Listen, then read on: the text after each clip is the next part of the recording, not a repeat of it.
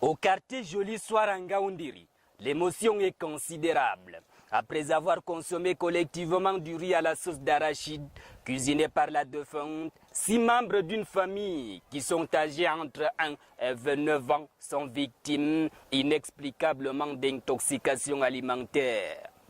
3 personnes tombent raides mortes sur place et le 4e, transporté d'urgence à l'hôpital norvégien de Ngaoundéré, rendra l'âme quelques heures plus tard. Donc ma sœur a vécu pendant quelques mois au village. On était tous ensemble au village. Donc elle a décidé de rentrer le dimanche dernier. Elle est rentrée ici le dimanche. Elle a quitté le chez nous le dimanche avant d'arriver ici à Ngaoundéré lundi vers 3 h du matin. Arrivée à Ngaoundéré à 3 h du matin, elle a passé la nuit à l'agence. Le lendemain à 6 h, elle a appelé son mari pour venir la chercher à l'agence touristique. Donc arrivée à la maison, tout s'est bien passé avec son mari. Donc on ne sait pas ce qui s'est passé plus précisément la suite pendant ce temps. Mais suite à cela, quand même, on nous a fait comprendre que son mari qui achetait les riz au quartier, à la boutique. Et donc son mari lui a remis l'argent pour qu'elle parte acheter les autres rations, à l'exemple des poissons qu'on a dit, dont les poissons et l'arachide et bien d'autres qui sont les ingrédients de la cuisine. Donc elle a acheté et donc, comme elle est rentrée nouvellement, les enfants aux frères de son mari, ils étaient aussi au nombre de 3. Il y a une grande sœur âgée environ de 20 ans et les autres aussi. Sa belle-sœur en quelque sorte, qui est âgée de 20 ans et les autres sont des petits-enfants. Donc ils étaient tous ensemble et ma sœur a préparé la nourriture. On ne sait pas par où donc est venue ces intoxications. Abdou Engnan et Adamou 3 ans sont les 2 miraculés qui ont eu la vie sauve par le signe du destin. Au sein de la famille endeuillée, le chagrin se lit sur le visage. Elle voulait venir sur Ngaoundéré. Elle m'a laissé avec son enfant, son premier enfant. Elle m'a demandé de garder son premier enfant. Elle est venue, elle m'a laissé l'enfant. Comme on m'a annoncé qu'elle est décédée, c'est comme ça que je suis venue avec son enfant. Donc ça voulait dire que si elle venait aussi avec l'enfant là aussi pouvait aussi mourir. Les corps des victimes sont conservés à la morgue de l'hôpital régional de Ngaoundéré pour besoin d'enquête et autopsie. Les prélèvements effectués sont mis à la disposition du laboratoire pour analyse toxicologique au centre Pasteur de Yaoundé. En attendant les résultats et les conclusions de l'enquête, les causes exactes de ce cauchemar humanitaire restent inconnues.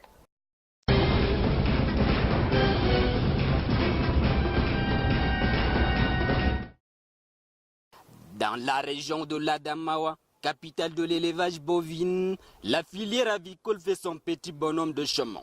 Dans un secteur dominé par l'élevage traditionnel qui représente plus de 2 tiers de la production répartie sur toute l'étendue de la région, quelques rares fermes avicoles ont fait leur apparition. Au quartier Mardo Ngaoundéré, le jeune Abdoulaye tient une ferme très connue du public.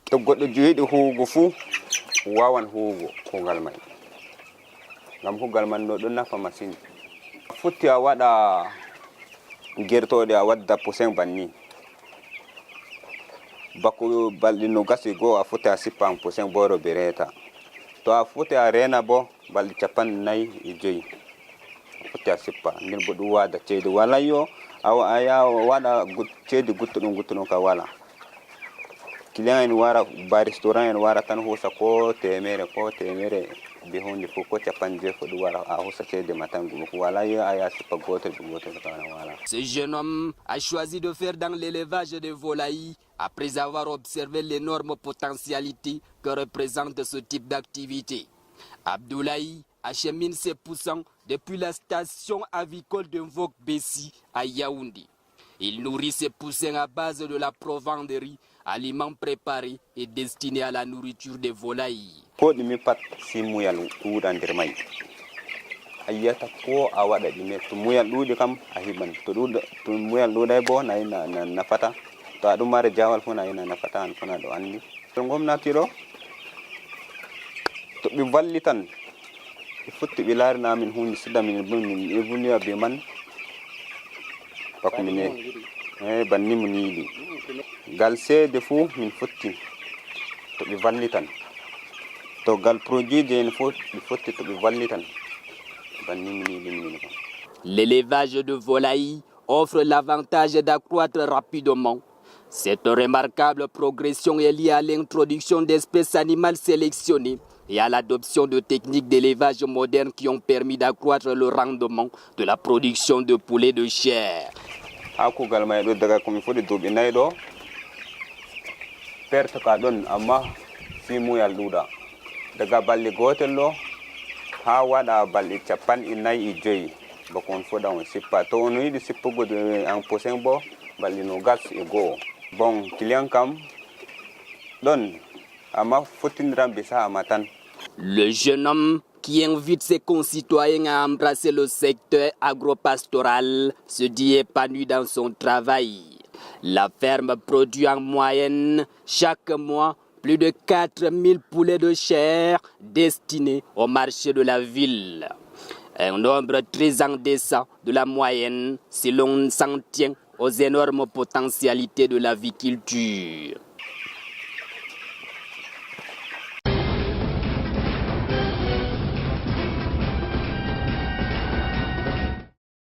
La ville de Ngaoundiri sera le théâtre de la 6e édition de la caravane de promotion de l'entrepreneuriat et de valorisation des métiers agro-pastoraux auprès de la jeunesse de l'Adamawa.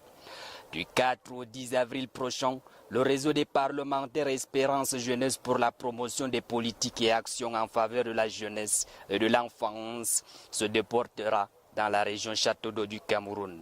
Explication des tenants et aboutissants de ce grand rendez-vous avec Madame Christine Bariyandaou, épouse Hamadjouldi, déléguée régionale de la communication de l'Adamawa. Donc je viens de réunir tous les médias de la région, déjà les médias locaux, les médias publics et les médias représentés ici dans la région de l'Adamawa pour leur parler d'une activité que nous aurons au mois d'avril, début avril, concernant le réseau parlementaire Espérance Jeunesse. Il y a des membres du Parlement qui ont un réseau dans lequel ils font la promotion de l'entrepreneuriat jeune, c'est-à-dire les jeunes qui font dans les métiers agro-pastoraux et dans l'entrepreneuriat. Et comme ils ont précisé lors de la réunion de la mission avancée que nous avons tenue dans les services du gouverneur avec le gouverneur de la région de l'Adamawa, ils nous ont précisé qu'il ne s'agit pas des entrepreneurs qui font dans les marchés publics, mais dans des entrepreneurs jeunes qui font dans des métiers, par exemple, de transformation. Et la limite d'âge, c'est 35 ans. Donc, il y a les sectoriels spécialisés qui vont faire les descentes dans tous les arrondissements de la région de l'Adamawa et qui vont sélectionner ces jeunes entrepreneurs, ces jeunes qui font dans les métiers agro-pastoraux. Et il y aura donc une caravane ici dans la ville de Ngaoundéré juste à la fin de la session parlementaire du mois de mars-avril, parce que ça se termine début avril. Juste après cette session, le président de l'Assemblée nationale viendra en personne, accompagné de tous les députés du Grand Nord et plusieurs autres députés venant des autres régions du Cameroun et même des sénateurs. Il y aura minimum une centaine de membres du Parlement camerounais dans notre ville. Donc il s'agit donc de faire la promotion de l'entrepreneuriat jeune dans le domaine, des petites entreprises et des métiers agro-pastoraux. En fait, comme ils nous ont expliqué pendant la réunion avec ceux qui sont venus en mission avancée, le président de la République encourage les jeunes à aller vers les métiers agro-pastoraux, de ne pas seulement se cantonner sur les métiers de l'administration, d'aller vers les métiers agro-pastoraux parce que même à ce niveau, ils vont trouver leur compte. Donc le but, c'est qu'eux, ils viennent maintenant pour faire la promotion en primant ces jeunes, afin d'encourager ces jeunes d'aller de l'avant et de montrer l'exemple pour tous les jeunes, non seulement de la région de l'Adamawa, mais les jeunes de tout le Cameroun. La présence des médias ici aujourd'hui, c'est pour que nous assurions une large couverture médiatique, c'est-à-dire au niveau local d'abord. En nous appuyant sur les radios, nous souhaitons que cet événement, qui est un grand événement, ce sera la 6e édition de cette caravane, soit largement médiatisé dans notre réunion pour que tous les Camerounais résidant dans la région de l'Adamawa viennent prendre part à cette activité. Et nous voulons également une visibilité sur le plan national et international avec les médias représentés que nous savons dans notre région ici. Voilà le but de votre présence ici à la délégation régionale de la communication ce jour.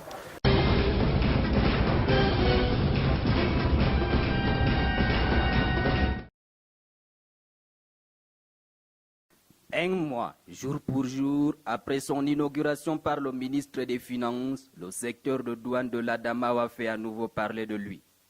La saisie d'une importante cargaison de produits de contrebande vient d'être présentée au public et transférée aux structures en charge de sa destruction.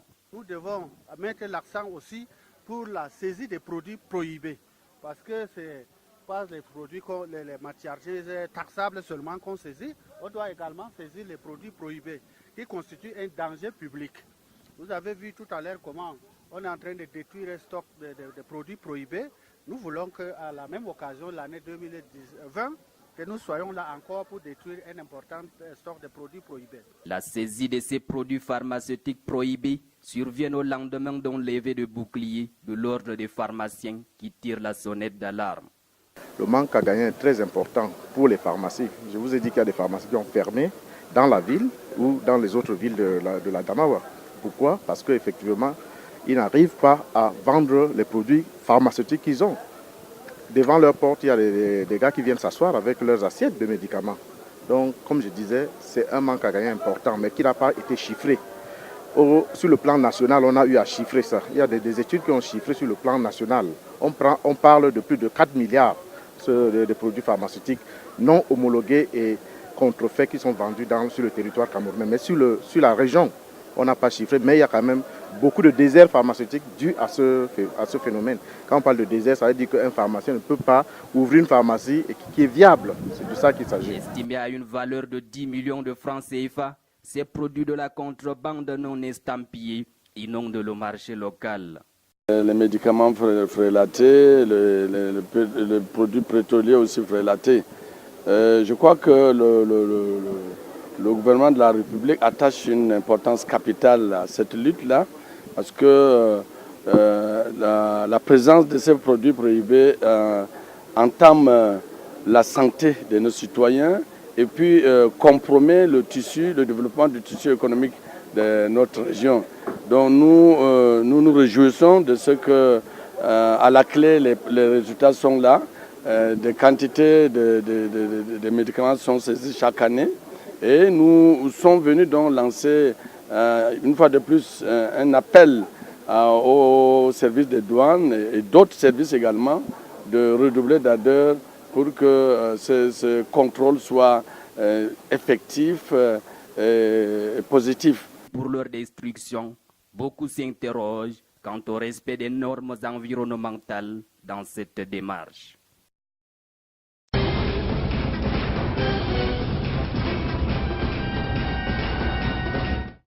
Communément appelées Bayam Selam, les revendeuses sont les principaux acteurs du développement économique et social de notre pays. Il s'agit bien évidemment de ces femmes qui nourrissent la population au quotidien et ce avec un amour et une détermination sans faille.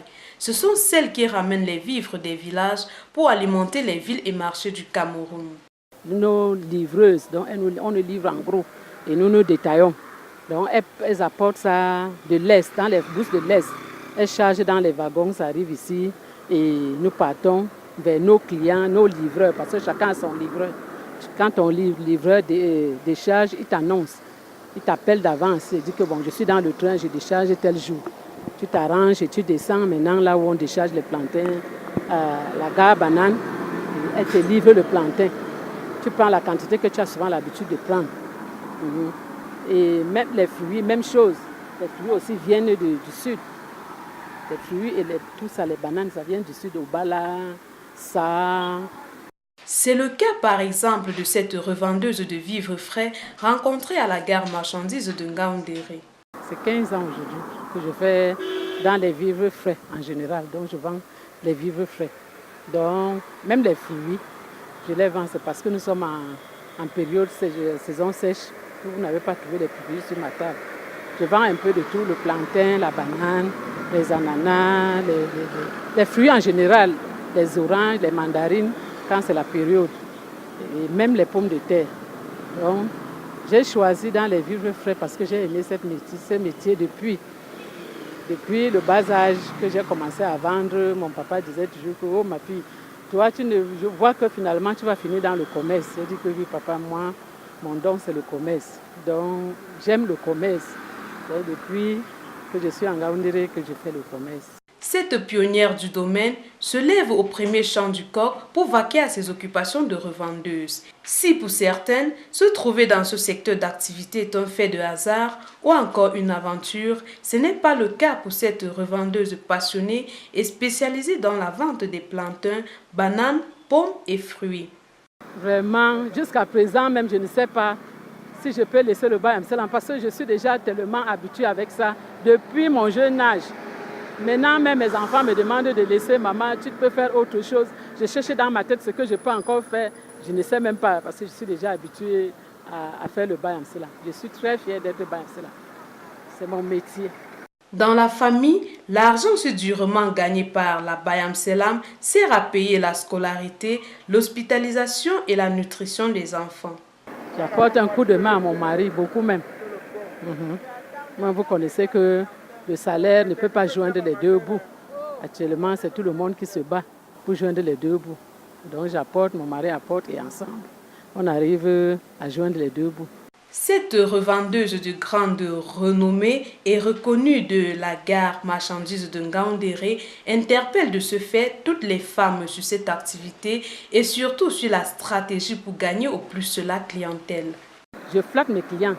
Quand les clients, comme vous êtes venus tout à l'heure, vous avez vu, dès que le client se positionne, je vais vers le client, j'appelle le client, je dis Asso, viens ici, j'ai de la bonne marchandise, j'ai la qualité, viens voir, un bon prix. Je vous fais un bon prix, un prix abordable. Donc le client se rapproche alors, comme ça nous faisons le marché. Et il ne faut pas être très dur. Si tu as peut-être payé ton article même à 2000 francs, ajoute un peu. Parce que d'autres cherchent à avoir plus que le prix d'achat. Non, ajoute un peu pour qu'on ramasse vite, tu pars encore chercher demain. Quand le client est roi, quand le client vient, il faut l'accueillir. Il faut être gentil envers lui et le flatter pour qu'il achète ton article. Peut-être si tu vends quelque chose, je peux dire le régime de plantain c'est 5 000. Le client me propose 2 000. Je ne veux pas lui dire que fous-moi le camp, comme d'autres femmes font. Ce n'est pas bien. Je lui dis que non, mon père, tu as combien? Il me dit j'ai 2 000. Je dis que ouais, papa, ça ne peut pas aller. 2 000 c'est très peu. Moi-même, je n'ai même pas payé comme ça. Ajoute quelque chose. Toi-même, tu vois que c'est un bon plantain. Il faut ajouter quelque chose. C'est comme ça au fur et à mesure dont le client va grimper jusqu'à arriver où tu vas trouver aussi un peu de bénéfice. Comme dans tout secteur d'activité, cette revendeuse de la gare marchandise connaît des difficultés qui lui sont particulières. Les sœurs qui sont encore dans les maisons, il est temps de sortir. La crise est dehors, il n'y a pas l'argent, on se bat. Donc tout le monde doit sortir pour chercher de l'argent, pour de quoi vivre, même envoyer des enfants à l'école, pour aider nos maris à la maison. Parce que la vie est déjà devenue très difficile. Il y a la crise dehors. Ne restez plus dans les maisons. Il est temps de chercher de l'argent, de se battre. Les conseils de sortir et demander, se renseigner vers celles qui sont déjà les anciennes comme les nous.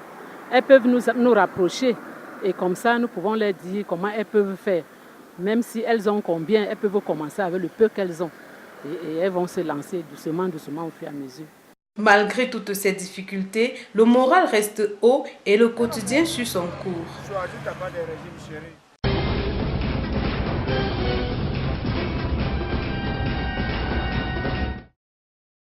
Dans le but de coordonner ses activités et de s'assurer de la bonne marche des résolutions prises lors des rencontres annuelles, le Bureau national de la Cameroun Muslim Student Union vient d'effectuer une descente sur le terrain à l'université de Ngaoundéré.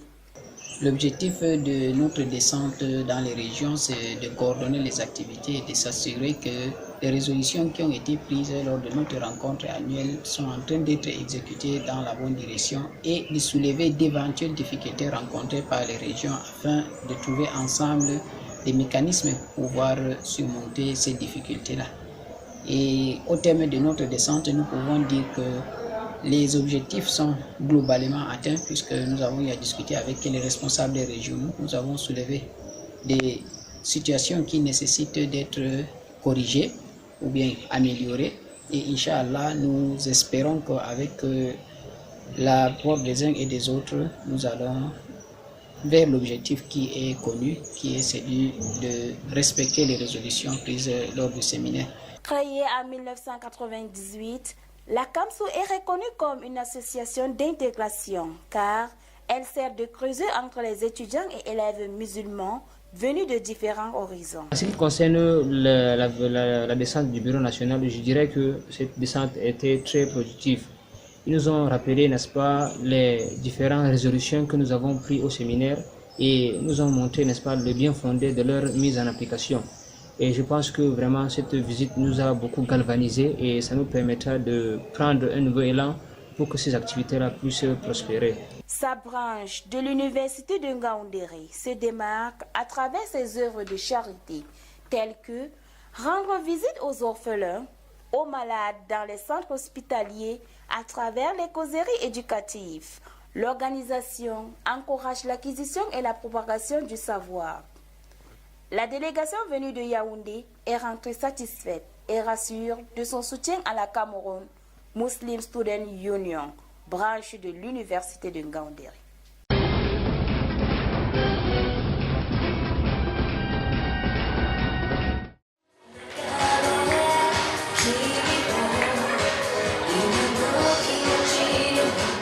La culture japonaise s'est exprimée et partagée en Ngaoundéré dans une ambiance de grand retrouvailles.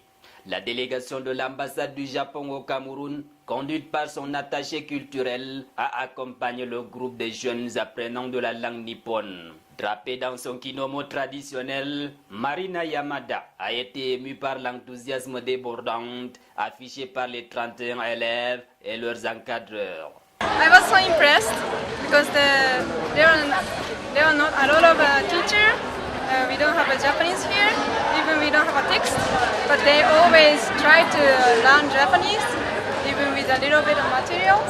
So I was very impressioned, but also I was very pleased. It was very great to find out that what they do and how they are motivated to learn Japanese culture and Japanese language. Pour commémorer cette 6e édition du concours de la langue japonaise, organisé par le formateur Umaru Hamadjangi et soutenu par le groupe FADA, une panoplie d'activités a animé l'événement. Danse traditionnelle, karaté, poèmes et stand d'exposition ont meublé cette journée exceptionnelle d'amitié Cameroun-Japon. C'est avant tout de motiver, d'encourager ces jeunes élèves qui sont passionnés par la langue et la culture japonaise. Nous avons constaté que, étant donné que cette langue n'est pas inclue dans le programme académique, la seule façon pour nous d'encourager ces jeunes-là qui apprennent la langue japonaise sans matériel, c'est de mettre sur pied, n'est-ce pas, ce genre de concours pour qu'ils se sentent également encouragés. En fait. La présence de l'ambassade du Japon aujourd'hui a motivé bon nombre de personnes. Donc nous voulons susciter à travers ce concours-là la présence des Japonais dans la ville de Ngaoundéré et même les cadeaux qu'ils ont reçus, les attestations. Je pense bien que ce sont des innovations que nous avons voulu faire ici pour que les enfants puissent être davantage encouragés à persévérer dans l'apprentissage japonais. Cantonné aux activités créatives et festives depuis sa fondation en 2008, les têtes pensantes de cette initiative louable ont pour ambition de diriger le club en un centre d'apprentissage ou de découverte de la culture du pays du soleil levant. I am here to say that